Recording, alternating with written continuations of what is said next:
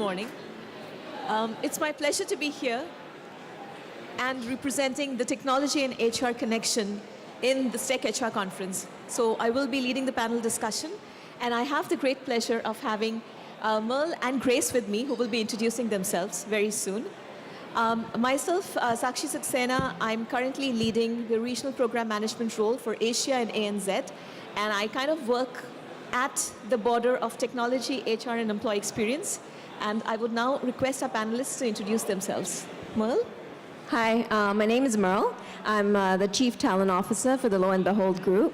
We are a local, homegrown hospitality company, well known for our brands such as the White Rabbit, Odette, the Warehouse Hotel, Louvre, amongst many others. Yeah. Great, fantastic. Good morning. I'm Grace Kerrison, and I'm the Managing Director for Pymetrics in Asia. In summary, we're a talent assessment that is gamified using neuroscience-based activities overlaid with AI and machine learning. And what we do is we help companies find talent, whether that's internal or external, and put them in the right roles within an organization. So I'm happy to be here and to be talking to you this morning. Fantastic.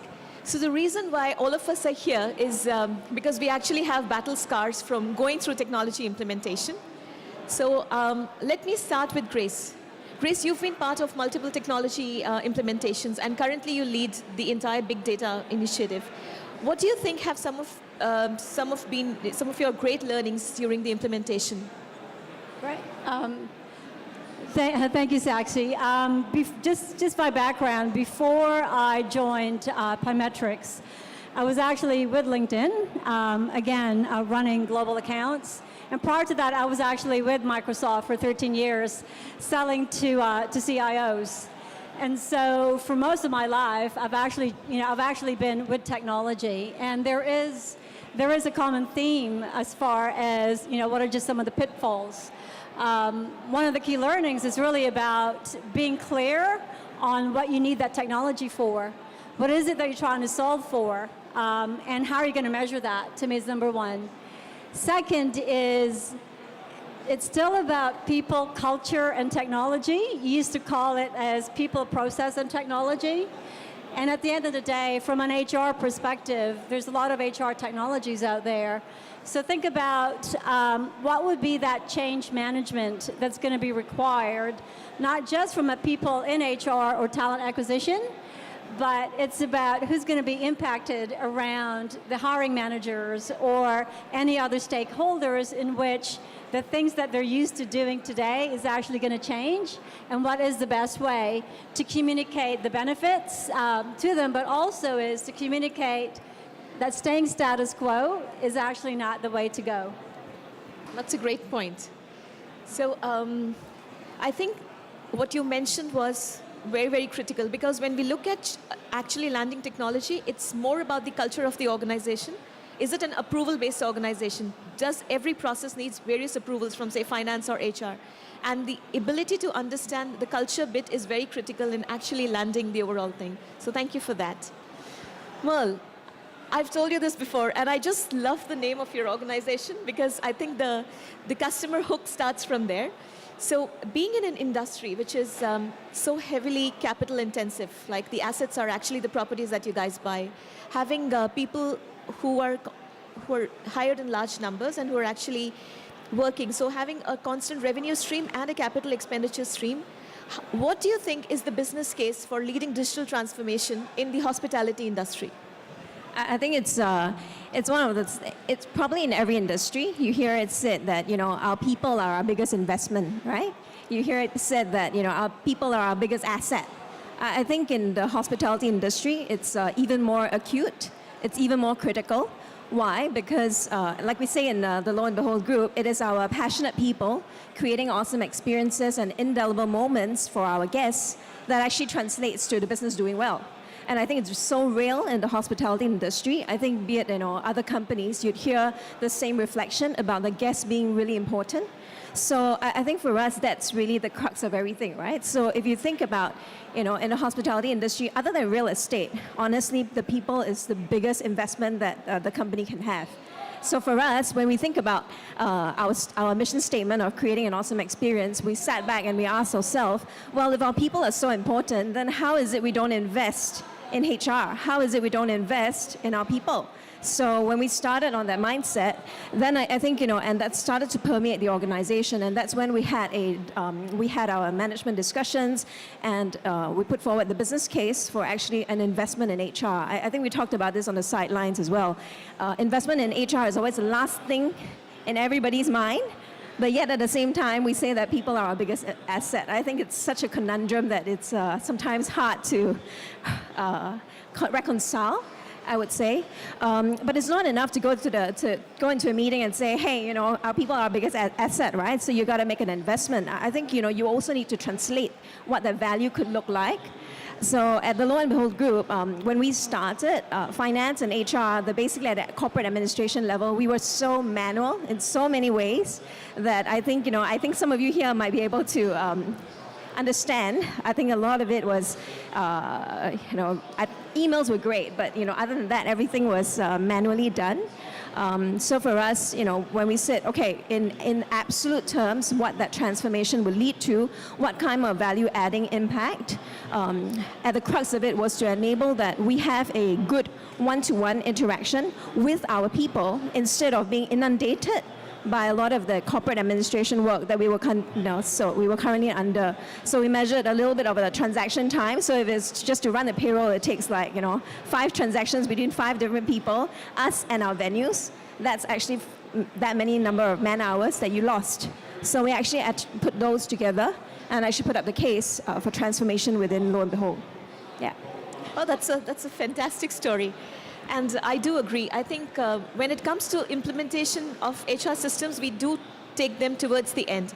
And the funny thing is that in a world today where you have 2,000 SKUs for an organization which are getting sold and getting updated real time, the investment in a large scale people technology usually takes long.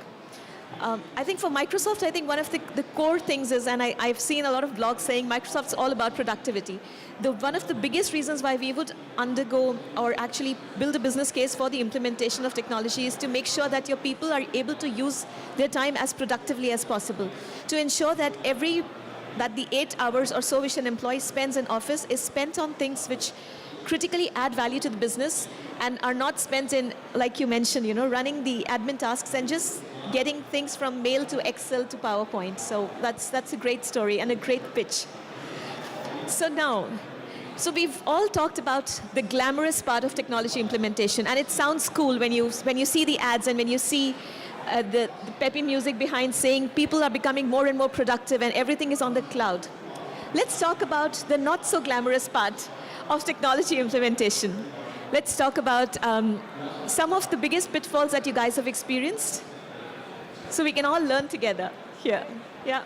Actually, just a show of hands, how many of you guys are actually evaluating or about to implement a technology in HR or talent acquisition, right? So to me is, again, over the last few years, I think the biggest pitfall for a lot of people in HR is that you're not normally a technology buyer. So the number one thing is get your procurement and your legal team on board right away, because you might have a timeline that you want to keep to say, I want to be doing this because I've got a thing that I have to recruit for by a certain time.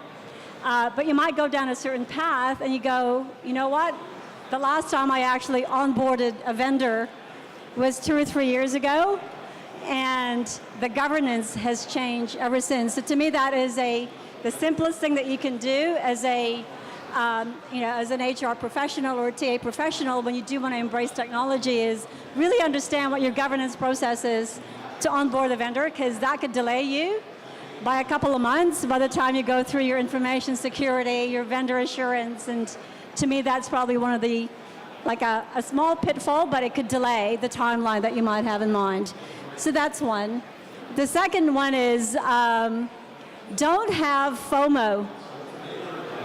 As far as the fear of missing out, just because the company next to you is actually doing this really funky gamified thing, right? As I said earlier, is that will only go so far until your finance person actually looks at the business case as to why you're doing it. So I just go back to the basic of really understanding what is it that you're trying to achieve, what is it that you're doing today, and by implementing a technology, how is it going to be different? And what will be the impact, not just to TA, but also to HR and the business by making that. And I highly recommend whiteboarding with your team to say, what's our current process and how much is it taking us to do that? Or if it's about making sure that it's about the people and you're investing in your people, how do you make sure then that some of the technologies that you're looking at is really aligned to keeping them and by you understanding what motivates them to want to stay within the organization. So be very clear about why you're implementing that technology. Don't worry about the fear of missing out, because that will, technology is here to help HR. And if there's never been a better time to basically democratize that talent should be, everyone's business. It doesn't belong just in HR, it belongs across the business. That's great, thank you.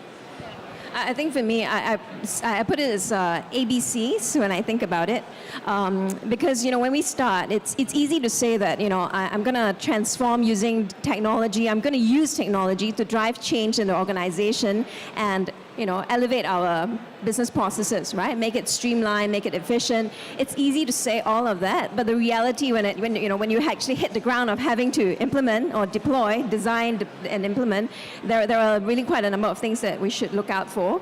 So I think for A, what I would think of it as alignment. So alignment to the vision, to what the clarity of what you're trying to achieve. So as you heard me articulate earlier, at TLBG, at Lo and Behold, we say passionate people creating awesome experiences. For HR, it is creating an awesome experience for our passionate people. So when we went out, a lot of the communication was around, hey, the technology is an enabler. It will help us. It will enable us to create a good experience, we hope, for you, for our people. So when you socialize that message and you start to talk about it, then there is an alignment, there is a clarity, and it's tied to also the overall organizational goal and mission and purpose. So that's alignment. B for me is balancing. This is a tough one because you and I also know, like I said, I wish we all had unlimited resources, but the truth of the matter, and especially when you're a small, young company, you don't have the benefit of having a separate project team to run just the implementation for you alone. So the balancing act of actually having to balance your business as usual or unusual with the demands of actually doing a project implementation, you have to be very careful and know what you're in for, because that's a very tough balancing act. So whether it is communicating to your business leaders to, at the start of it, say, hey guys, these are a couple of things that we're not going to prioritize during this time. I can continue your business as usual for you, but I'm not going to prioritize 1, 2, 3. I only can prioritize 1 and 2. I think that kind of communication is critically important. Otherwise, your teams will be inundated throughout the entire period, and there's so much stress in implementing anything. All right, so that would be B for me. And C, I think it's communication, communication, communication. Pre, during, and post. It's easy to say, it's a hard one to do, but I think like all things, best foot forward and best effort, right? So as long as you are communicating, continually reinforcing the message of why you're in it, I think for me that's probably the critical point, because the journey is not always easy. There are a lot of roadblocks along the way. One moment you have data that doesn't read the same way. The next moment you've got to fix this. You have business as unusual, matters to take care of. So make sure you're communicating, I would say. So those are, I would say for me, if I look back at the journey, we've just only finished deployment. We are at the process of doing communication across and socializing the use across the group. But I think the ABCs are basic building blocks that you should bear in mind while you are implementing. Oh, yeah. I love that. And you know what? That is so true around, especially the B, is the trade-offs. Because you gotta, you gotta negotiate that trade-off, and you gotta communicate the small wins, because it doesn't happen overnight. So thank you for the ABC. It's great. It's a great capture. And I think both of you have covered some very critical points. And one of the things which I realize most HR people, whenever you're selected for the project, feel is that we are not really good in technology. But the fact of the matter is that if you're in HR and you're part of the overall implementation, you don't have to be good in technology. You have to be good in understanding and creating the right processes which will work for the organization. You have to be great in making sure that the stakeholders understand the ABC and the overall cultural journey of the organization, and also to ensure that when we do the messaging and the visioning and we say that this is going to change your life, it's important to say that it's going to change your life after a while, because it's going to take time for you. There will be additional work as we learn. There would be the mental resistance as we go through the entire journey. And yes, it would take time before all the bugs are fixed, all the systems and approvals and processes are set. But eventually, say over a period of 3 to 6 months, you will definitely have more time at hand. So I get that messaging is extremely critical. Yeah, I mean, there's a lot of people here. I mean, one of the reasons why you're here is you're looking at all the different technology vendors as well. I mean, the one thing that we definitely learned as Pymetrics, because we are in that leading edge, is going back to Merle's alignment. So one of the things that we put in place is before we even close the deal, for our kind of clients that we're onboarding now, is we actually have a half a day or a full day change management workshop. Because then as you're clear on what is it that you need to do and how you need to prepare the business, but also then as we brainstorm on who are the people that's going to be impacted. Because that's really, really important, and what's the best way to communicate to them. Because to stakeholders, is it about joining their all hands or their group meetings?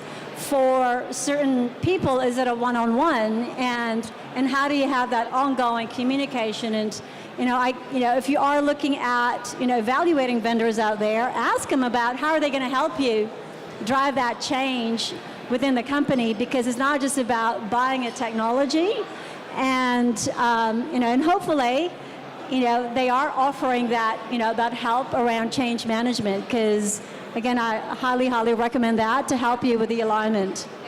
No, I'm also going to add to that, right? So when I think for very well-meaning and well-intentioned HR practitioners and professionals, all of us here, we're here also, we want to do very well for the organization. And actually, in many parts of the work, HR is always that silent contributor, always making sure things work and happen in the organization. That at some point, we've almost become this must know it all.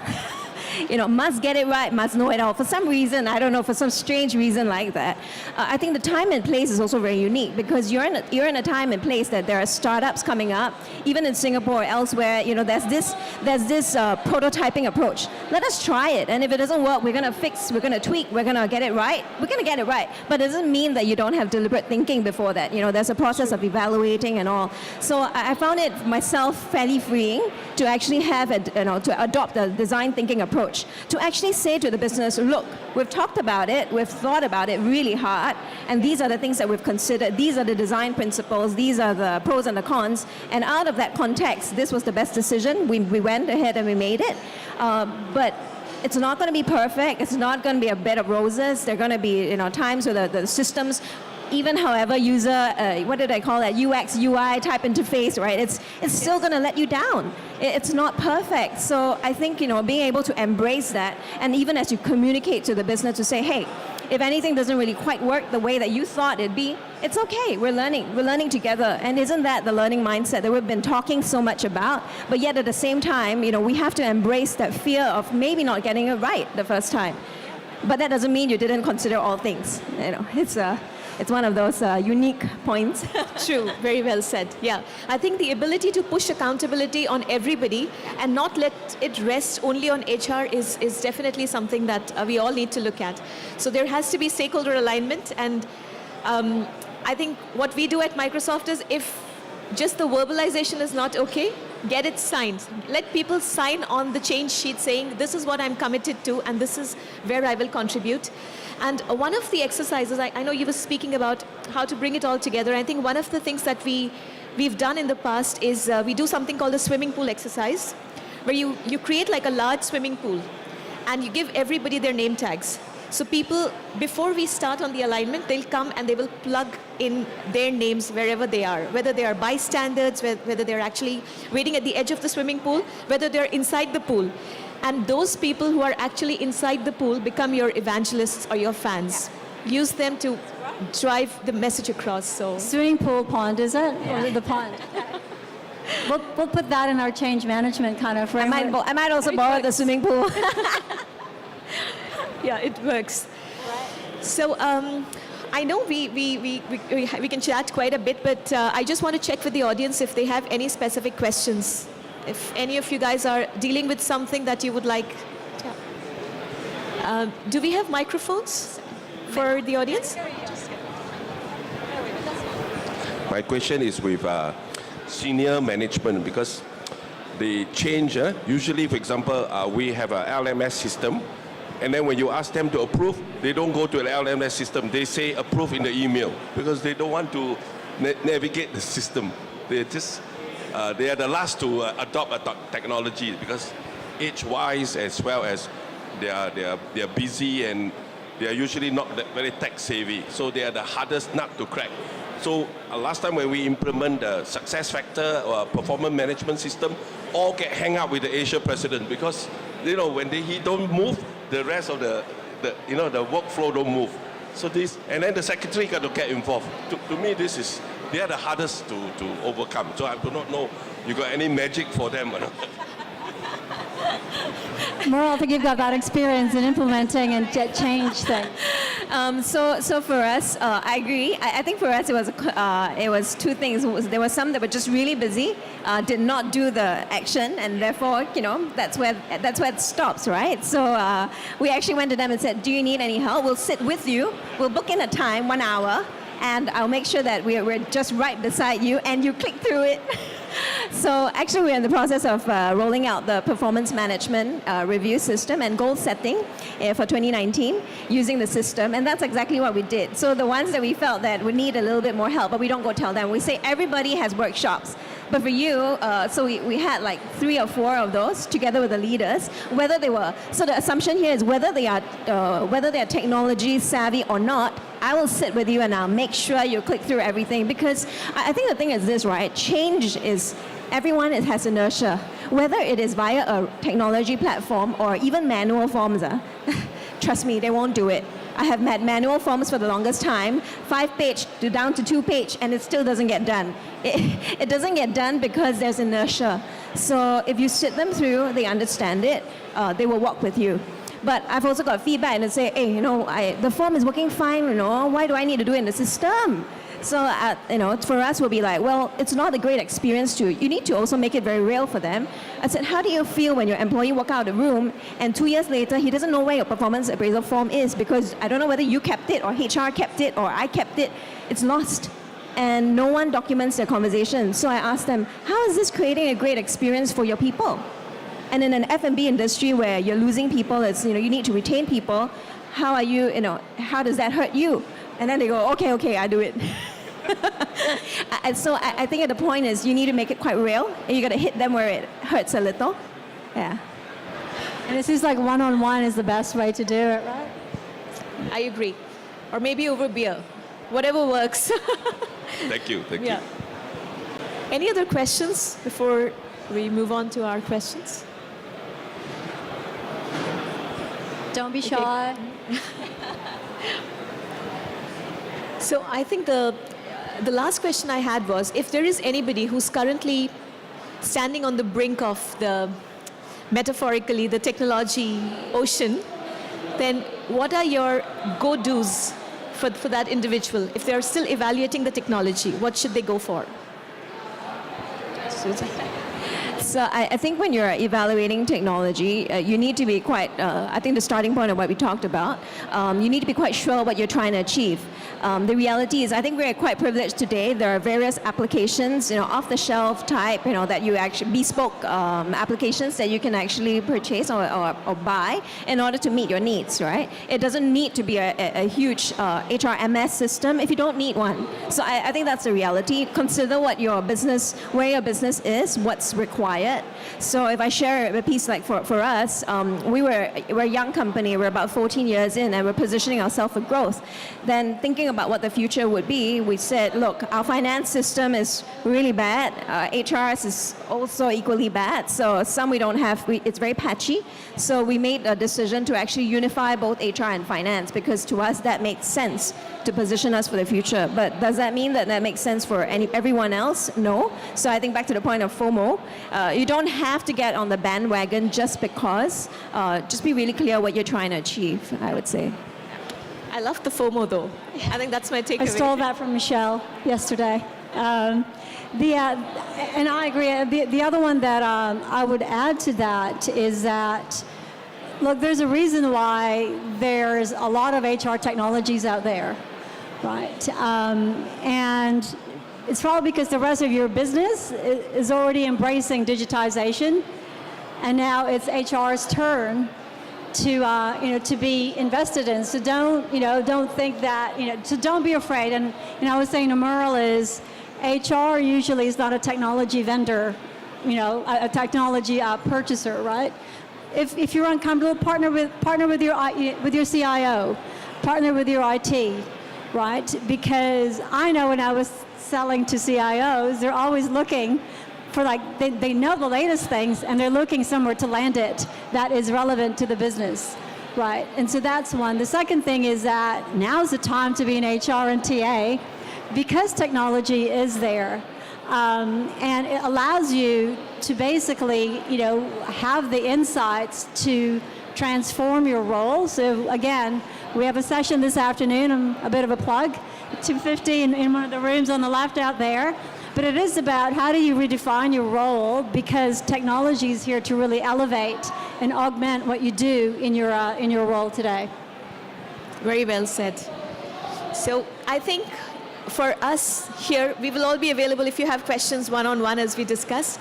But for any technology implementation, it's important to keep the main thing, because eventually it's about what you're trying to achieve, and any technology is as good as the humans who are actually working on it. So thank you for your time today. Thank you very much. Thanks a lot. It's been a pleasure.